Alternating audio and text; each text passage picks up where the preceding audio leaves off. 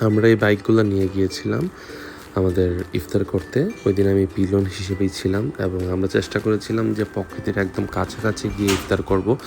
So আমরা গিয়েছিলাম একদম জৈন্তা হিল রিসোর্টের কাছে, একদম উঁচু একটা পাহাড়ের, বাংলাদেশের শেষ সীমানা বলতে পারেন এখানে।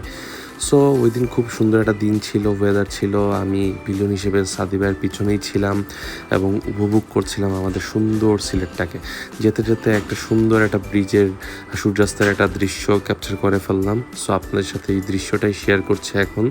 সো অবশ্যই ভালো লেগেছে এই বিষয়টা। এবং যেতে যেতে ইন্ডিয়ার বড় বড় উঁচু পাহাড় উপভোগ করছিলাম। সো এটার ভিডিও আপনাদের সাথে শেয়ার করছি এখন।